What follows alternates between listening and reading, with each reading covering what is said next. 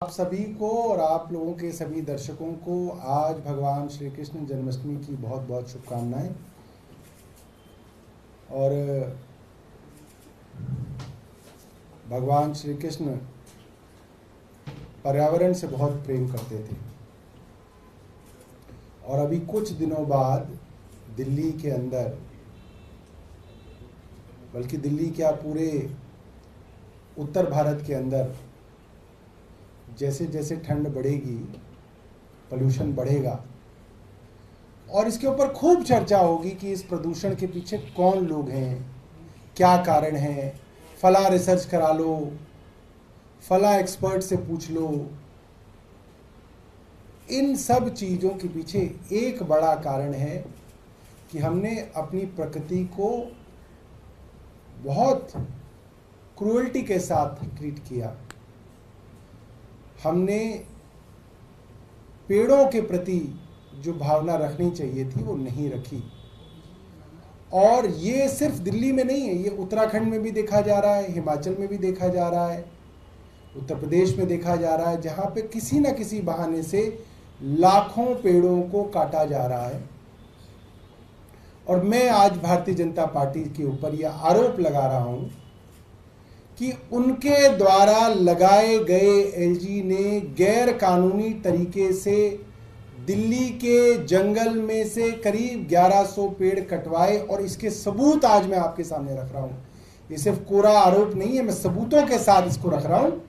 और मैं एलजी साहब को और एलजी साहब के दफ्तर को निमंत्रण दे रहा हूँ कि आप मेरे द्वारा रखे गए सबूतों के ऊपर बात तो रखिए। आइए, खुली चर्चा की चुनौती या इसको निमंत्रण मान लीजिए। मैं एलजी साहब को खुली चर्चा का निमंत्रण दे रहा हूं। आइए, इन पेड़ों के मामले पे छुप छुप के अखबारों में खबरें प्लांट करना बंद करें। खुल के आइए मैदान में और बताइए अपना पक्ष। तो साथियों, आज पहली बार हम आपके सामने वो सबूत रख रहे हैं। और सबूत सिर्फ कागज नहीं है, ये हलफनामा है, ये एफिडेविट है उस कंपनी का जिस कंपनी ने डीडीए के साथ कॉन्ट्रैक्ट किया। डीडीए का कॉन्ट्रैक्टर है कंपनी, उस कंपनी ने वहां पे गैर कानूनी ढंग से पेड़ काटे। उसका हलफनामा जो सुप्रीम कोर्ट के अंदर दायर हुआ, मैं वो हलफनामा आज आपके सामने रख रहा हूं। क्योंकि हलफनामा है इसलिए आप मान सकते हैं सुप्रीम कोर्ट के अंदर दिया हुआ हलफनामा गलत चीजों को आप उसमें कोट नहीं कर पाते हैं। अब मैं उस हलफनामे के अंदर मुख्य पेज पे चला जाता हूं।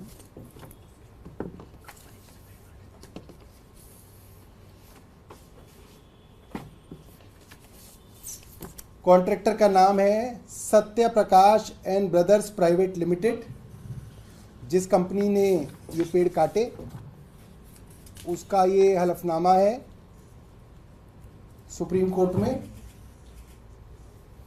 ये क्या कहता है अब आप सुनिएगा, बहुत खास बात है। पहले कहता है कि हमको उस रोड पे कंस्ट्रक्शन का काम दिया गया जो अप्रोच रोड है छतरपुर से सार्क यूनिवर्सिटी और हॉस्पिटल तक और अदर एस्टेब्लिशमेंट्स तक।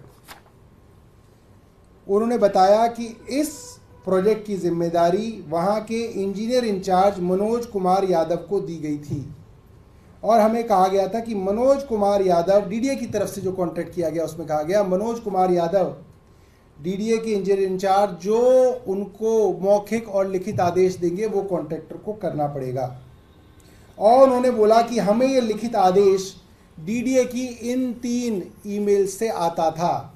वो तीनों ईमेल एड्रेस उन्होंने लिखे हैं। eeswd@gmail.com एक्सियन का है, eeswd@gmail.com से पहली बार 7 फरवरी को उनको ईमेल आई, इन पेड़ों के विषय में जो पहली मेल आई है।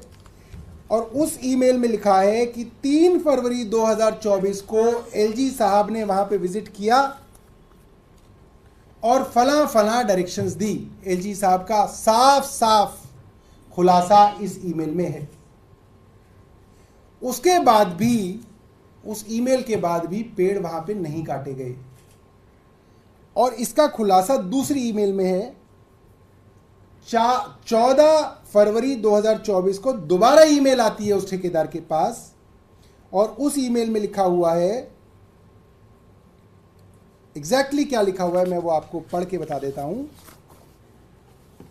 क्योंकि एफिडेविट का मामला है तो बिल्कुल जो लिखा है वो मैं आपको बताऊंगा, हूबहू बताऊंगा। ये ईमेल डीडीए के इंजीनियर इंचार्ज ने अपनी ईमेल आईडी से कॉन्ट्रैक्टर को भी की है और डीडीए के चीफ इंजीनियर को भी की है। ऐसा नहीं है कि मामला नीचे नीचे चल रहा है, डीडीए के चीफ इंजीनियर को भी ईमेल की हुई है। इसके अंदर क्या लिखा है आप सुनिए। सब्जेक्ट है hindrance with respect to existing trees, मतलब रुकावट पेड़ों की वजह से, ये तो इसका विषय है, तो जाहिर सी बात है पेड़ों के बारे में बात हो रही है। आगे लिखते हैं, honourable LG Delhi visited CAP FIMS road on dated 3/2/2024 and directed to clear the trees coming in the ROW। साफ है, ईमेल के अंदर साफ लिखा हुआ है। दिल्ली के उपराज्यपाल वहां पे आए और उन्होंने ये आदेश दिए कि पेड़ जो भी सड़क की राह में आ रहे हैं उनको काट दिया जाए। इससे ज्यादा बड़ा सबूत क्या मिल सकता है आपको? ये तो दिल्ली के एलजी और भारतीय जनता पार्टी एक्सपोज हो गए पूरी तरह से, इससे ज्यादा क्या हो सकता है? आगे लिखते हैं, अब आप और भी सुनिएगा। During the process of failing the trees, forest officials did not let us cut the tree even on dated 13/2/2024। Forest ranger came at site and did not permit on account of non approval from the competent authority. बिल्कुल साफ, DDA को मालूम है 13 फरवरी तक competent authority से पेड़ काटने की परमिशन नहीं है। फॉरेस्ट डिपार्टमेंट को भी मालूम है परमिशन नहीं है। इसीलिए फॉरेस्ट डिपार्टमेंट का फॉरेस्ट रेंजर वहां पे आया और उसने पेड़ कटते हुए काम को रोक दिया। ये खुद डीडीए का एक्सीएन अपने चीफ इंजीनियर को लिख रहा है। तो जब 3 फरवरी को माननीय उपराज्यपाल आए तब कैसे परमिशन थी? परमिशन तो तब भी नहीं थी। इसका मतलब जब 13 फरवरी को ही फॉरेस्ट डिपार्टमेंट रोक रहा है कि पेड़ नहीं कट सकते, परमिशन नहीं है, तो जाहिर सी बात है जब 3 फरवरी को एलजी साहब आए, ये बात फॉरेस्ट को मालूम थी कि परमिशन नहीं है, और ये बात डीडीए को भी मालूम थी कि परमिशन नहीं है। ये बात जो कह रहे हैं कि जो कंफ्यूजन के अंदर पेड़ कट गए, किसी को मालूम ही नहीं था कि इनकी परमिशन नहीं हुई है, झूठ है। सबको मालूम था कि इन पेड़ों को काटने के लिए परमिशन की जरूरत है और वो परमिशन नहीं है। डीडीए को भी मालूम है, फॉरेस्ट डिपार्टमेंट को भी मालूम है। आगे क्या लिखती है ये ईमेल सुनिए। But after perusal they permitted us verbally, मौखिक, to fell or cut the trees from today, that is 14/2/2024। ये तो खुल्लम खुल्ला भारतीय जनता पार्टी पूरी दिल्ली के सामने एक्सपोज हो गई। भारतीय जनता पार्टी के लगाए गए विनय सक्सेना साहब पूरी दिल्ली के सामने एक्सपोज हो गए, चोरी पकड़ी गई। ये ईमेल बता रही है कि एलजी के आदेश पे पेड़ काटे गए। 13 तारीख को फॉरेस्ट डिपार्टमेंट के फॉरेस्ट रेंजर ने आके रोका था कि आपके पास परमिशन नहीं है, आप पेड़ नहीं काट सकते, और 14 तारीख को कुछ हुआ कि फॉरेस्ट डिपार्टमेंट ने मौखिक कह दिया काट लो। मौखिक कह दिया का मतलब क्या है? परमिशन तो नहीं है मगर काट लो, क्योंकि ऊपर से दबाव आ गया है। ये तो खुल्लम खुल्ला है। ये हालत है भारत की राजधानी के अंदर जंगलों के पेड़ों की, जिनके ऊपर सीधी निगाह सुप्रीम कोर्ट की है कि सुप्रीम कोर्ट के आदेश है कि इन जंगलों के अंदर एक भी पेड़ कटेगा तो सुप्रीम कोर्ट की परमिशन ली जाएगी, ट्री ऑफिसर की परमिशन ली जाएगी। ना ट्री ऑफिसर की परमिशन है, ना सुप्रीम कोर्ट की परमिशन है।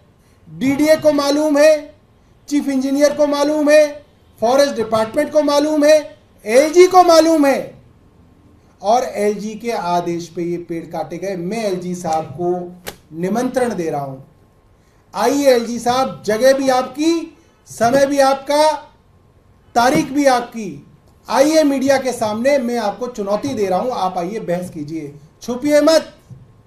एलजी हाउस की दीवारों के पीछे छुपिए मत विनय सक्सेना जी, बाहर निकलिए।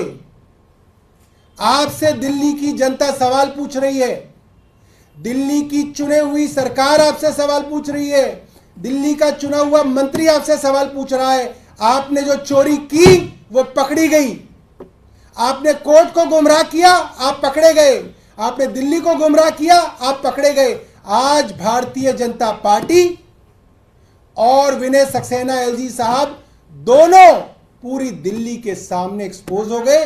इन्होंने जानते बूझते पेड़ों को कटवाया और इनको लगा अरे कौन क्या कर लेगा हमारा, सारे अफसर हमारी जेब में है। अफसरों की तो इतनी हिम्मत नहीं है कि गैर कानूनी काम को एलजी को कह दें कि साहब ये गैर कानूनी काम है, अभी परमिशन नहीं है, कैसे पेड़ काट देंगे। चीफ सेक्रेटरी एलजी साहब के साथ थे, एमसीडी कमिश्नर जो अब हैं और उस वक्त डिविजनल कमिश्नर थे अश्विनी कुमार, वो एलजी साहब के साथ थे। पीडब्ल्यूडी के प्रिंसिपल सेक्रेटरी एन बरासू एलजी साहब के साथ थे। फॉरेस्ट के प्रिंसिपल सेक्रेटरी ए के सिंह एलजी साहब के साथ थे।